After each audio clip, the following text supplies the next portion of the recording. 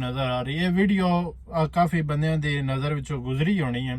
उन्हें वेखी भी होनी है, और जिन्हें नहीं वेखी उन्होंने मैं दस देना इस वीडियो जना की पिया होता है। ਉਹਦੇ ਚ ਹੁਣ ਕਾਫੀ ਚੀਜ਼ਾਂ ਕੁਝ ਵਿੱਚ ਦਸੀਆਂ ਨਾ ਜਿਹੜੀ ਮੈਂ ਹੁਣ ਥੋੜਾ ਜਿਹਾ ਕਰੈਕਟ ਕਰਨਾ ਚਾਹੁੰਦਾ ਹਾਂ ਕਿ ਤੇ ਅਗਰ ਬੰਦੇ ਗਲਤ ਇਨਫੋਰਮੇਸ਼ਨ ਹੋਵੇ ਨਾ ਉਹਦੇ ਤੇ ਕਮ ਸੇ ਕਮ ਵੀਡੀਓ ਨਹੀਂ ਬਣਾਉਣੀ ਚਾਹੀਦੀ ਜਿੰਨਾ ਚਿਰ ਬੰਦੇ ਨੂੰ ਪੱਕ ਨਾ ਹੋਵੇ, ਕਿਉਂਕਿ ਕੱਲ ਨੂੰ ਬੰਦੇ ਇਹਦੀਆਂ ਵੀਡੀਓ ਵੇਖ ਕੇ ਇਸ ਕੇ ਫੀਲਡ ਵਿੱਚ ਆਉਣ ਦੇ ਔਰ ਉਹਨਾਂ ਨੂੰ ਉਹ ਜਿਹੜੀ ਉਹਨਾਂ ਦੀ ਖਵਾਹਿਸ਼ਾਤ ਹੋਣੀਆਂ ਉਹਨਾਂ ਦੀਆਂ ਪੂਰੀਆਂ ਨਾ ਹੋਣੀਆਂ, ਉਹ ਹੀ ਇਹ ਬੰਦੇ ਜਿਹੜਾ ਗਲਤ ਫਿਰ ਕਹਿਣ ਦੇ।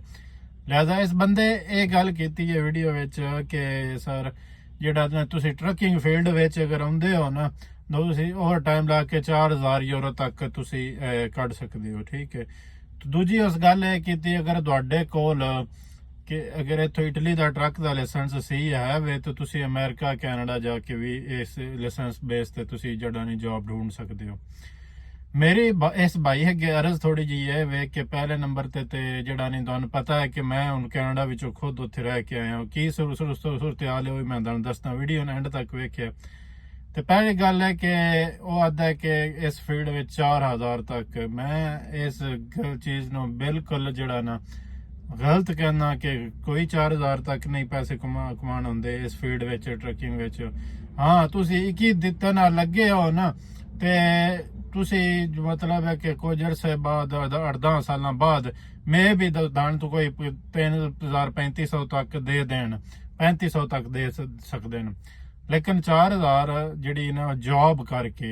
ਕੋਈ ਨਹੀਂ ਕਮਾਉਣ ਹੁੰਦੀ। ਉਹਦੀ ਵਜ੍ਹਾ ਇਹ ਵੇ ਕਿ ਹੁਣ ਬਾਈਕ ਕਹਿੰਦਾ ਪਿਆ ਓਵਰ ਟਾਈਮ ਕਰਕੇ, ਓਵਰ ਟਾਈਮ ਕੀ ਕਰਨਾ ਜਿਸ ਟਾਈਮ ਬੰਦੇ ਜਿਸ ਟਾਈਮ 13 ਘੰਟੇ ਤੇ 15 ਘੰਟੇ ਅਲਾਉ ਹੁੰਦੇ ਨੇ, 3 ਦਿਨ 13 ਘੰਟੇ ਤੇ 3 ਦਿਨ 15 ਘੰਟੇ ਹਫਤੇ ਵਿੱਚ, ਅਗਲੇ ਟਾਈਮ ਪੂਰਾ ਕਰਾਉਂਦੇ ਨੇ, ਇੱਕ ਅੱਧਾ ਘੰਟਾ ਜਿਹੜਾ ਨਹੀਂ ਉਹ ਵੀ ਨਹੀਂ ਛੱਡਦੇ, ਠੀਕ। ਉਹਦੇ ਬਾਅਦ ਓਵਰ ਟਾਈਮ ਕਿਵੇਂ ਲੈਣਾ ਕਾਰਡ ਵਿੱਚੋਂ ਕੱਢ ਕੇ ਤੇ ਮਤਲਬ ਕਿ ਡਰਾਈਵਿੰਗ ਕਰਨੀ, it doesn't make a sense. ਬਾਕੀ ਗੱਲ ਰਹੀ ਕਿ ਅਮਰੀਕਾ ਕੈਨੇਡਾ ਵਿੱਚ ਇਸ ਲਾਇਸੈਂਸ ਤੇ ਜਿਹੜੀ ਜੌਬ ਹੈ, ਪਹਿਲੇ ਨੰਬਰ ਤੇ ਭਾਈ ਮੈਂ ਤੇ ਇਹ ਤੇ ਦੱਸਾਂ ਕਿ ਇਹ ਇਟਲੀ ਦਾ ਲਾਇਸੈਂਸ ਜਿਹੜਾ ਨਹੀਂ ਹੈ ਉਹ ਉੱਥੇ ਅਮਰੀਕਾ ਕੈਨੇਡਾ ਵਿੱਚ ਚੱਲਦਾ ਹੀ ਨਹੀਂ ਹੈ ਔਰ ਨਾ ਚੇਂਜ ਹੁੰਦਾ ਵੇ। ਅਗਰ ਤੁਸੀਂ ਉੱਥੋਂ ਦਾ ਲਾਇਸੈਂਸ ਕਰਨਾ, ਮੇਰੇ ਕੋਲ ਮੈਂ ਉੱਥੋਂ ਲਾਇਸੈਂਸ ਟਰੱਕ ਦਾ ਕੈਨੇਡਾ ਜਾ ਕੇ ਉੱਥੇ ਕਰਕੇ ਆਇਆ, ਇੱਥੋਂ ਦਾ ਲਾਇਸੈਂਸ ਉੱਥੇ ਚੇਂਜ ਨਹੀਂ ਹੁੰਦਾ। ਦੂਸਰੀ ਰਹੀ ਜੌਬ ਤੇ ਦੂਰ ਦੀ ਗੱਲ, ਲਾਇਸੈਂਸ ਉੱਥੇ ਨਹੀਂ ਵੈਲਿਡ ਤੇ ਫਿਰ ਜੌਬ ਕਿਸ ਤਰ੍ਹਾਂ ਮਿਲਣੀ ਹੈ। ਤੇ ਬਾਕੀ ਉਹ ਜਿਹੜੀ ਮਤਲਬ ਉੱਥੋਂ ਦਾ ਲਾਇਸੈਂਸ ਕਰਕੇ ਵੀ ਜੌਬ ਢੂੰਢਣਾ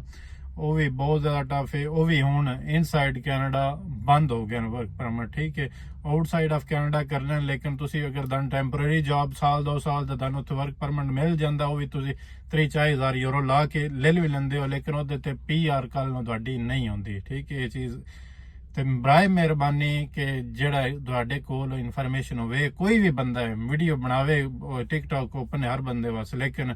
ਗਲਤ ਇਨਫੋਰਮੇਸ਼ਨ ਕਿਸੇ ਨੇ ਨਹੀਂ ਦੇਣੀ ਚਾਹੀਦੀ।